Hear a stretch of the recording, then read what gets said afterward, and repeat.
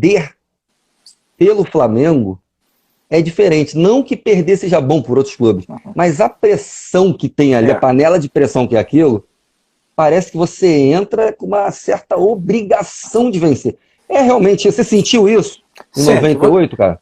Você sente muito, né? É diferente. O Flamengo é do céu ao inferno, a gente fala isso rapidinho, né? Tu tá no céu, dependendo de algumas situações, você vai pro inferno rápido, né? Então essa pressão ela existe, eu acho, com todos os clubes grandes do Brasil. Agora, é claro, é a maior torcida do Brasil, uma das maiores torcidas do mundo, então essa pressão, ela sempre vai existir. Eu sempre digo, o Flamengo, ele vai perder muito pouco, pode ter certeza, vai perder muito pouco ao longo do ano, pelo time que tem, pelo treinador que tem, pela torcida, pela direção. Então eu acho que o Flamengo realmente tem tudo para alcançar grandes objetivos esse ano. Agora, não se esqueçam que tem times que estão se fortalecendo.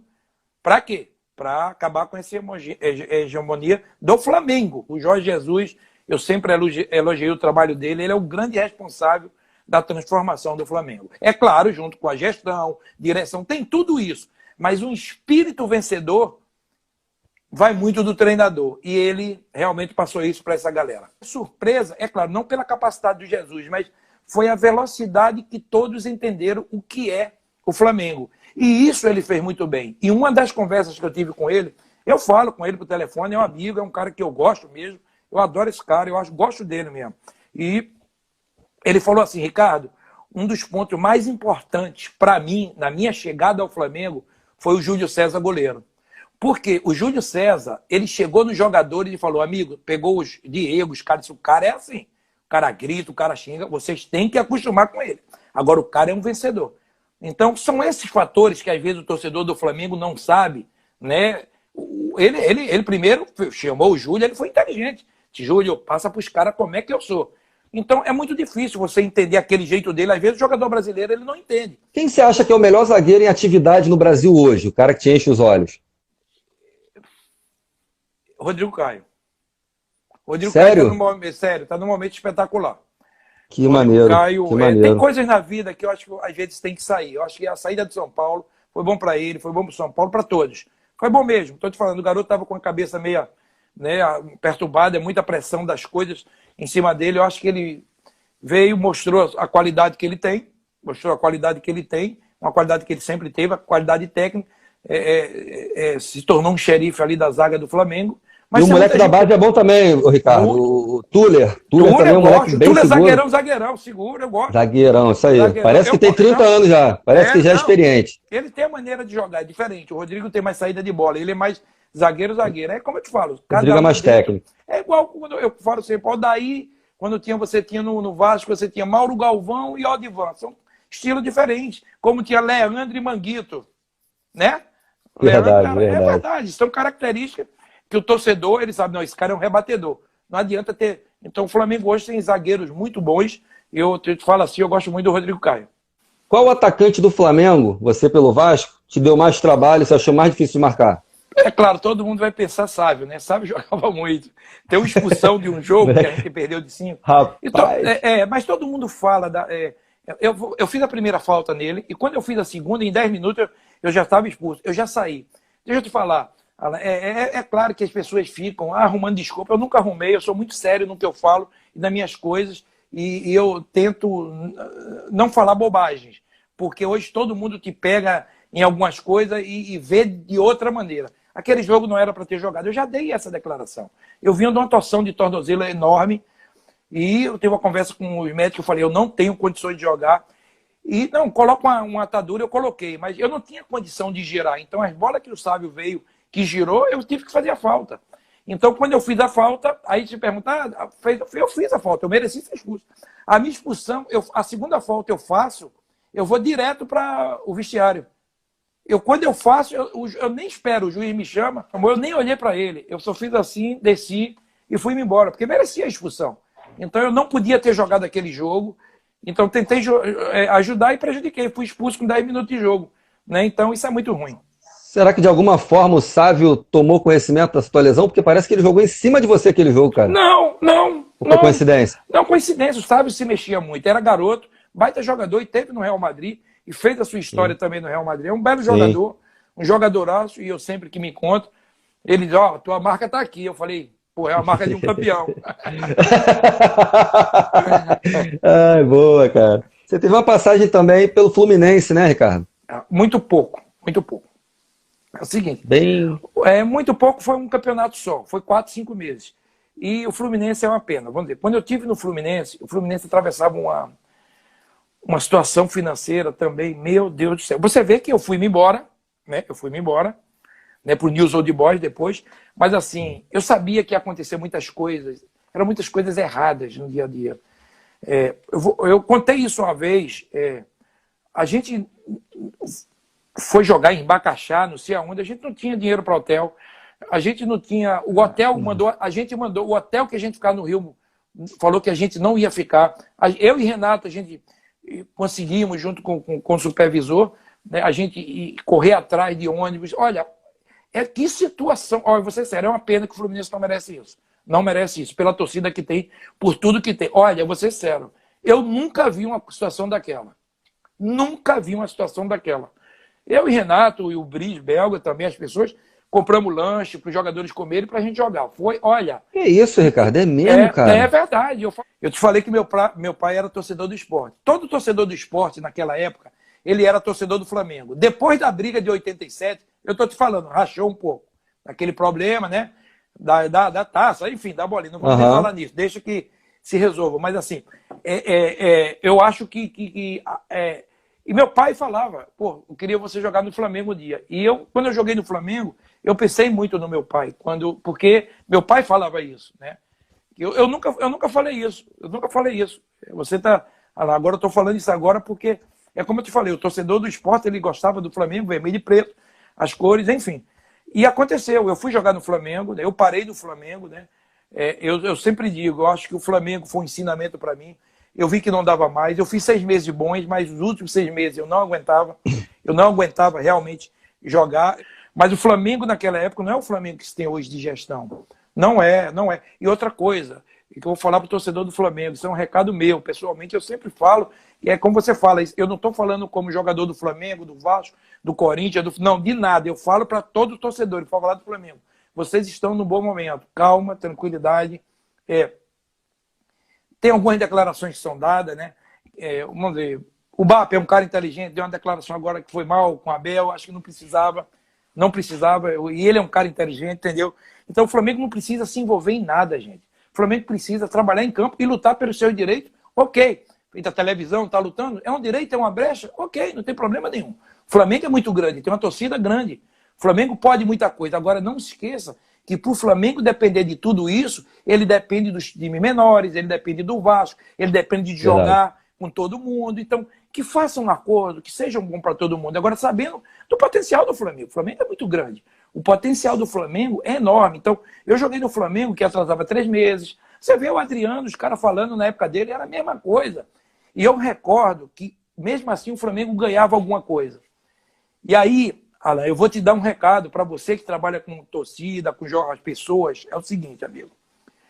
E eu ficava chateado porque muitas vezes as pessoas diziam, Flamengo é assim, quando está na hora da confusão, a gente chega e ganha. Não, não ganharam não. O Flamengo ganhou em 81 a Libertadores, veio ganhar agora. Sabe por que veio ganhar agora? Não é na bagunça não que foi feito o Flamengo não. É na organização. O Flamengo hoje passa por tudo isso pela organização de gestão que começa com Bandeira, e o seu Landim também estava, que é o presidente do Landim, junto com o BAP, depois saíram, é outra coisa. O Marcos Braz dá uma declaração que eu aplaudi, o Marcos Braz falou, o Flamengo não pode ficar 30, 40 anos sem ganhar Libertadores, tá certo, mas como é que ganha isso? Com o torcedor, com as contratações, com o treinador, com uma maneira de ser, de jogar. Amanhã, o Jorge Jesus, o Tele saiu. Qual foi a sequência do Tele? O Muricy, que foi tricampeão brasileiro, gente. Então o Flamengo sabe que daqui a um ano, estou te falando, 1 ano e meio, vai perder o treinador sim.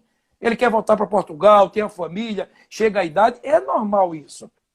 Então pega aquilo de bom dele e deixa seguir esse espírito de vencedor, de campeão. O Flamengo ganhou muito. Não, não ganhou não. Ganhou o Campeonato Brasileiro, ficou 8 anos sem ganhar não. O Flamengo não pode, pela torcida. Agora você imagina, torcida e gestão caminhando juntos. Então eu acho que o Flamengo hoje está um dos melhores momentos de todos os tempos. Eu nunca vi, vou ser sincero, quantas Zico os caras tinha um atraso. Eu nunca vi o Flamengo, nesses últimos 6 anos, um Flamengo assim, velho. Tô te falando assim, seguido, esquece título. Porque com Bandeira ganhou Copa do Brasil, algumas coisas. Mas eu digo, o que se está envolvendo o Flamengo, você sabe o que é, Alan? É o Real Madrid, velho. O Real Madrid cresceu assim. Cuida o Flamengo da parte dele, fica tranquilo. As declarações do Marco Braz, para mim, são muito claras no que ele fala. Né? O Bruno também, Spindle também é um cara maravilhoso. Então, é isso que eu torço, para que tenha um presidente que eu conversei 2 vezes, muito educado. É por isso que eu digo, segura o BAP um pouco, BAP, calma. E teve água batizada mesmo? Ou isso é lenda? Teve. Eu fiz a falta no jogador, eu estava ali perto. Eu fiz a falta no jogador e fiquei ali perto. Só que o cara da Argentina entrou e o branco tomou. Quer dizer, depois, é claro, dá para desconfiar. O branco tomou a água. Quando termina o primeiro tempo, o branco fala para mim assim, Ricardo, eu não estou bem, estou meio tonto, estou meio... Eu falei, porra, mas dá para voltar? Ele disse, não, dá para voltar. Eu acho que é o calor, alguma coisa, e ele voltou. Aí depois de muito tempo, o Maradona deu aquela declaração, né? Então, foi meio incrível tudo aquilo, né? Ricardão, como é que é ser campeão do mundo, irmão? Quando as pessoas me falam... A sensação é o seguinte, eu vou te dar uma sensação rápida, tá? É o seguinte, campeão, o mundo ele tem 7 bilhões e meio de habitantes, tá? 7 bilhões e meio. Campeões do mundo vivo não tem 400, porque a turma de 20 e pouco morreu, não tem 400.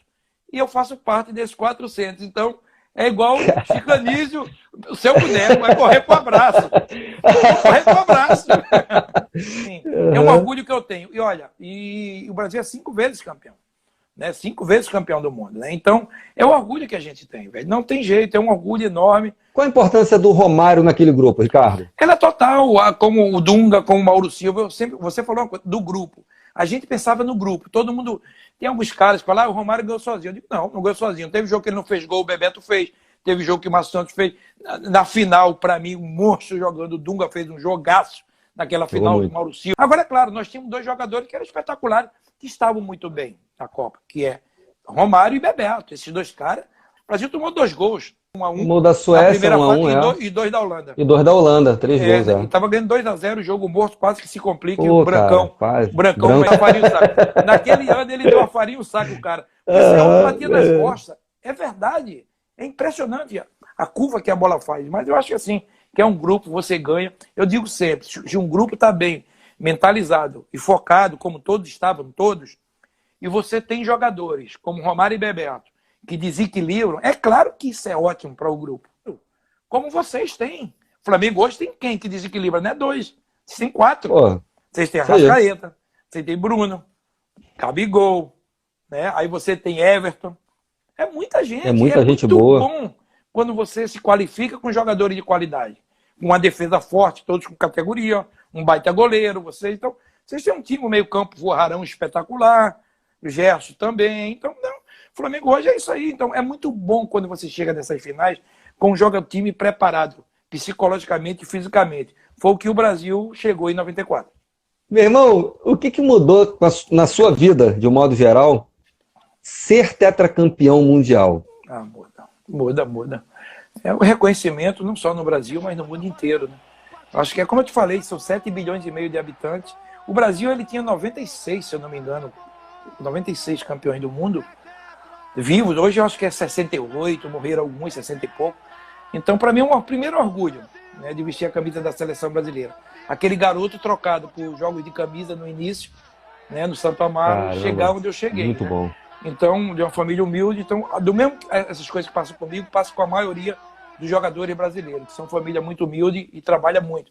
As mães, os pais. Então, essa valorização que muitos jogadores dão também à sua família, eu acho isso muito importante, porque é a base de tudo. Como eu falo, você às vezes pode ser pobre, mas tem uma boa educação. E minha mãe, ela me deu essa educação, eu aprendi muito. E os clubes também me ensinaram muito. Então, é um orgulho, como eu te falei. Né? Eu acho que a gente ser campeão do mundo... Eu me lembro que quando a gente foi campeão do mundo, o Gilmar Rinaldi, que você não colocou aí, o Gilmar... não é Real Madrid, não é Gilmar, realmente, que foi goleiro do Flamengo, ele falou, Ricardo, marcaram a gente pro resto da vida. Não tem aquela quando você marca uma vaca, aquele cima, qualquer coisa que você marca, marcaram a gente, aonde a gente for, Foi vamos ter que feliz, reconhecer. Nós somos com a campeões do analogia mundo. aí. Então, Show. eu acho que a gente mereceu. A gente perdeu o Ayrton Senna naquele ano, tinha perdido o Denner, né? O Senna, o maior ídolo nosso, morreu. Então, eu acho que casou muitas coisas. O Brasil estava lançando, eu falo sempre, um plano cruzado, eu acho, e ele só deu certo porque a gente foi campeão, e nego pegou no Caramba, é embalo e mesmo, levou tudo Ricardo? aquilo. Pode ter É mesmo. certeza. Então, Verdade. o futebol, ele que abre muitas coisas para o mundo, e abriu para a gente, né, o reconhecimento do povo brasileiro. Santos de Pelé ou Flamengo de Zico? Eu acho pela história o Santos de Pelé, velho, assim. É o maior jogador do mundo. Ali você tá com o maior jogador do mundo com o elenco, como o Zico, eu acho. Zico, para mim, é um dos maiores jogadores que eu vi na minha vida. Eu já te falei, eu sempre falei, quando encontro eu digo, você para mim é a grande referência. Agora, é claro, o Santos de Pelé também tinha grandes times e o Santos foi realmente espetacular com o Pelé. Flamengo de Zico ou Flamengo de Mister? Flamengo do Zico, eu vou te falar. O do Mister ele pode ganhar muito mais, mas uma vez perguntaram a Kiki Douglas, que é o pai do Michael Douglas, falou assim: Kiki Douglas, seu filho pode ser maior ator do que você. Ele disse: pode, mas ele não passou o que eu passei. Então, esse garoto não passaram o que aquela geração do Zico passou, que foi o início de tudo. Então, tem que reverenciar esses jogadores. Só o nome. Atacante mais chato de marcar na sua carreira? Vários, mas eu vou falar um, Romário. Baixinho era enjoado, né? O quê? Melhor jogador em atividade hoje no Brasil? É claro, para mim eu acho assim, eu acho que tem grandes jogadores, mas tem que vir do Flamengo. O Flamengo realmente é um time espetacular, né? Eu acho que o Flamengo, se tu colocar um, você também está reverenciando todos, porque eu acho que é um conjunto em geral. Eu adoro, acho que o Gabigol é um artilheiro espetacular. Legal. O Everton Ribeiro é um baita jogador, é o motorzinho do time, mas realmente eu vou votar no Bruno Henrique. Eu acho ele... Qual o maior clássico, o maior derby? O que te deu mais frio na barriga para jogar? Flamengo e Vasco, Real Madrid e Barcelona, São Paulo e Corinthians ou Guarani e Ponte? Essa eu quero ver, irmão. Te ferrei, né? Te ferrei. Depois me ferrou. Depois eu pago o almoço depois. Eu vou jogar para não ter problema. Eu vou botar Guarani e Ponte, mas os outros três. Os outros três me atrapalham. Como é que tu pode? Eu vou meter Guarani e Ponte, que também é um clássico. Pergunta Amoroso como é que é. Pergunta os caras que jogaram como é Guarani. Porra, bravo, né, irmão? Olá, galera. Passando aqui para fazer um pedido a vocês para se inscreverem no canal do YouTube, o canal Nação Urubu 81.